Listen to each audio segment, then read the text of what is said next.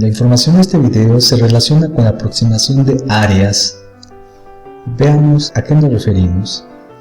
Tenemos una gráfica de una función y se desea calcular el área que está limitada por la gráfica y por el eje X. Además, en el eje X está un intervalo bien definido. Por lo tanto, observemos que en color verde se observa el área que está limitada y se desea calcular dicha área. Notemos que esta región, por ser una función, una curva, que no existe una fórmula para calcular dicha área, solamente se tiene para polígonos fórmulas. Entonces, en este caso, esto no sería un polígono, debido a que esta parte no es un lado recto.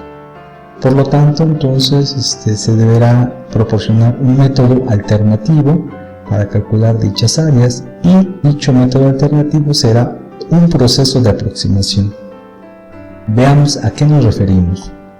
Se va a aproximar entonces el área bajo la curva a través de esta suma que va a tener n términos. Notemos que por la definición de una suma, aquí tenemos el índice y comienza en 1 y son n términos. Notemos que esta expresión tiene una fórmula que depende del índice, pero aquí observemos que tenemos un valor x, y esta expresión numérica no depende del índice. Aplicando la definición de suma, tenemos que esta fórmula se sustituye el 1 como subíndice en la x y tendríamos f evaluada en x1 multiplicada por este valor numérico. Cuando cambia el valor del índice, tendríamos ahora x2 y multiplicando de x, delta de x, y así sucesivamente hasta llegar hasta el último valor del índice. Entonces tendríamos f evaluado en xn multiplicado por el valor numérico delta de x. ¿Pero qué significa esta aproximación? Para este fin vamos a mostrar unas figuras que corresponden a las gráficas de una función en particular. Notemos que cuando se tienen dos términos en la suma, tendríamos que n vale 2, y esta expresión equivale a tener la altura de un rectángulo y delta de x se refiere a su base. Notemos que en todos los casos la base es la misma. Notemos aquí, tenemos dos rectángulos cuya base es del mismo tamaño, pero lo que va a cambiar es la altura, que en este caso sería f de x1, sería esta altura por ejemplo, y f en x2 sería esta otra altura. Eso es cuando tenemos que hay dos sumandos. Pero ¿qué pasaría si esta suma tiene tres sumandos? Bueno, se refiere a que esta suma representa el área de tres rectángulos que están descritos en la gráfica.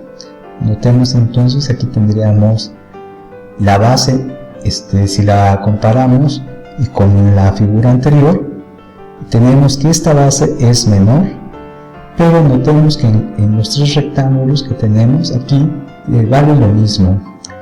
Lo que va a cambiar es la altura, es decir, f evaluado en x1, f evaluado en x2 y tendríamos f evaluado en x3.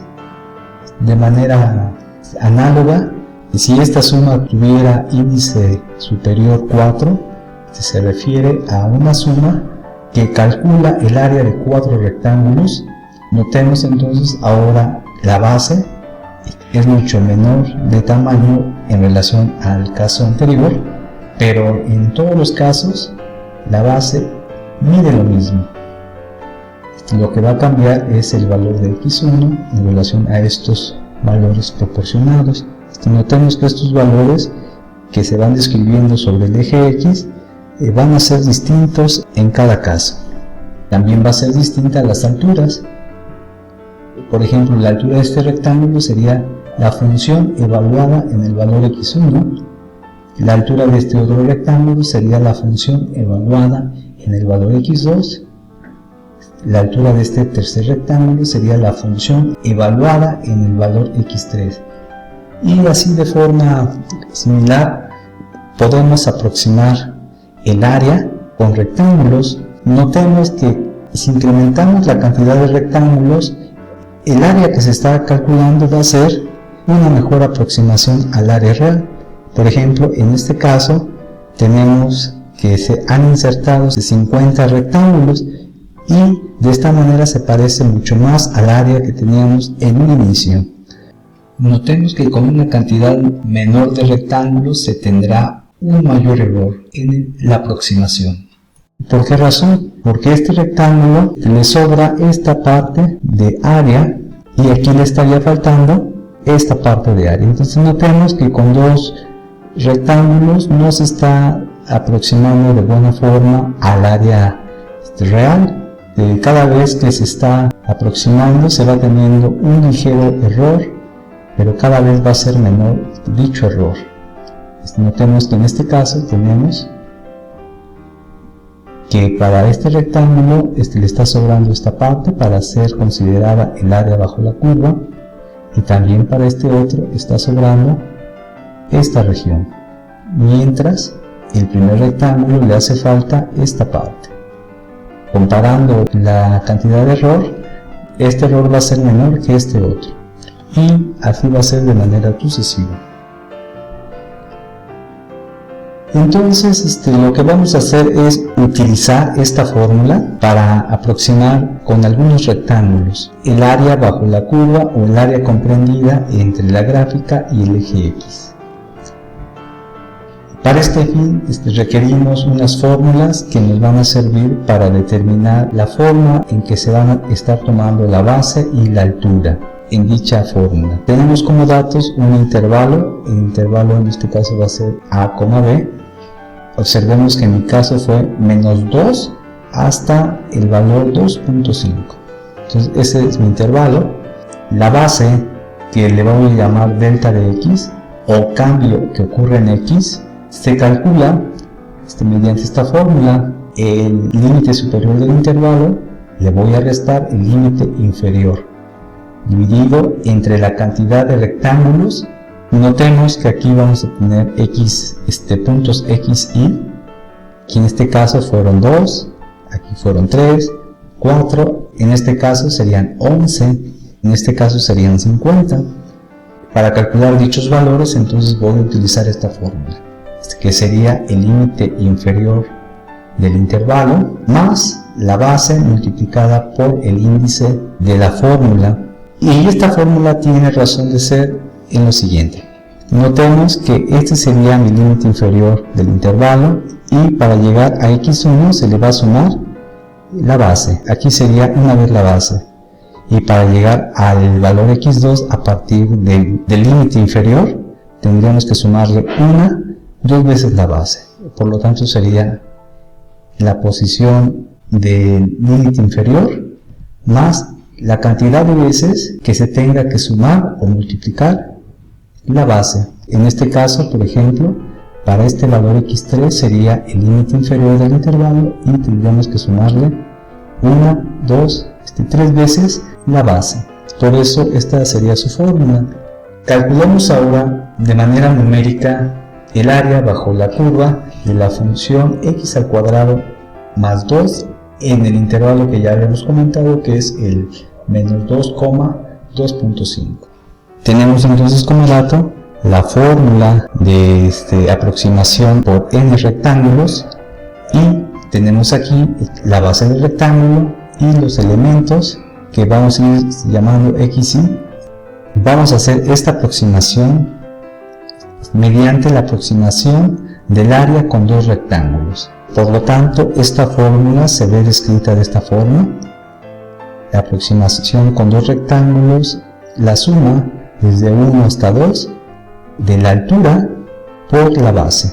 Y notemos entonces por notación sigma, esta sería entonces esta expresión, en este caso cuando el índice vale 1, por la base, más, de ahora cambia el índice, ahora sería 2, y tendríamos f evaluado en x2 por la base.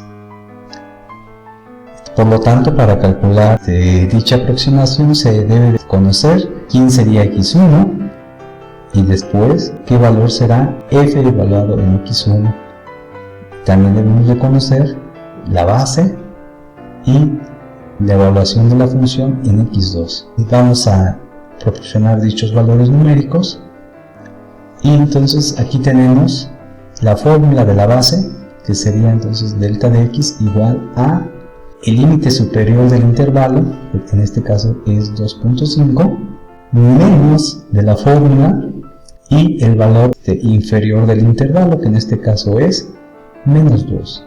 Por lo tanto, notemos que nos quedan dos signos juntos. Por leyes de signos sería menos por menos, sería más, y nos quedaría 2.5 más 2 unidades. Por lo tanto, nos quedaría 4.5.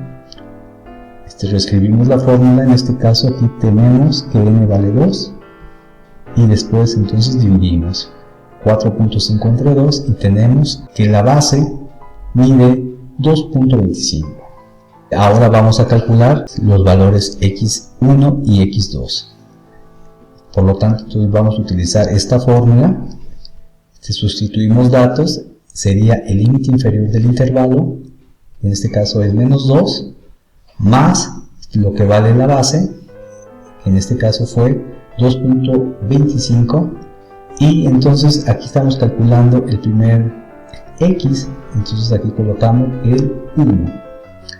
Realizando las operaciones, 2.25 por 1 nos da 2.25, y le debo de restar menos 2, nos da como resultado entonces 0.25 o 25 centésimos. De manera análoga, ahora vamos a calcular x2. Notemos que voy a colocar 2 aquí y también 2 aquí.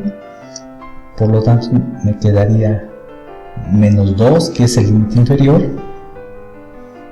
más la base por 2.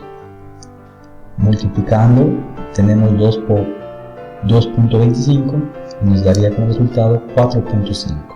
Menos 2, tenemos que el valor x2 nos da un resultado de 2.5. Ya se tienen los valores x1 y x2, y ahora se va a calcular f evaluado en x1 y f evaluado en x2. Para esto entonces vamos a ocupar la regla de correspondencia de la función.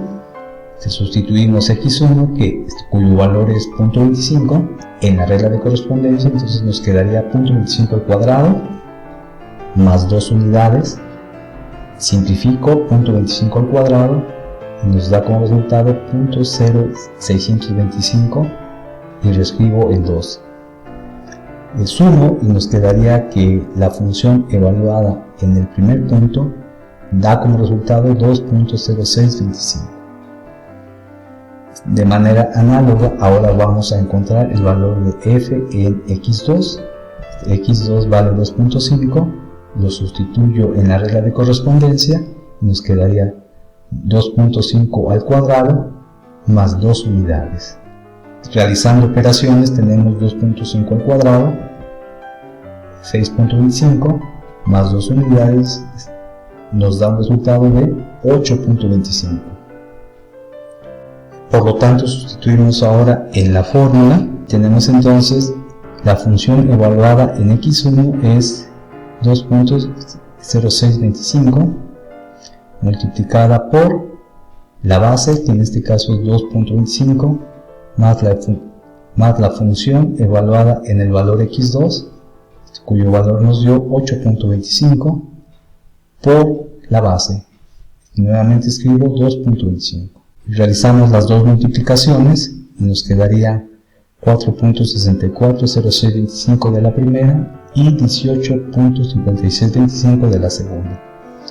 Realizamos la suma y tenemos el resultado es 23.2031.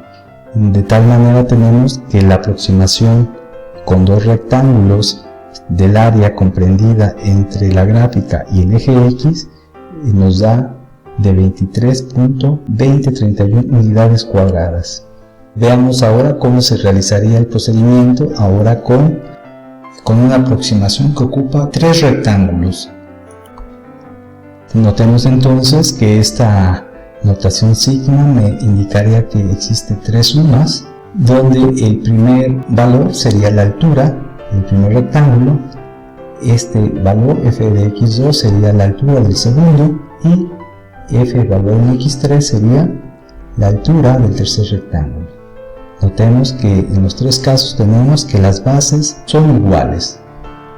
De esta manera entonces vamos a calcular el valor de la base y los valores x1, x2 y x3. Tenemos entonces que la base es el límite superior menos el límite inferior.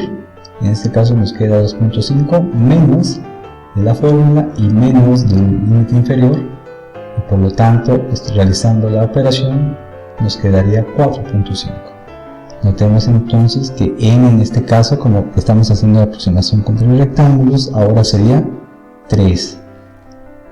Por lo tanto, al hacer la división 4.5 entre 3 nos da un resultado de 1.5. Es decir, la base del rectángulo mide 1.5. Para calcular los valores x y ocupamos la fórmula, donde comienza la fórmula con el valor inicial del intervalo y se le suma la cantidad de veces necesarias para llegar al punto x. Por lo tanto, aquí es una vez, dos veces y tres veces.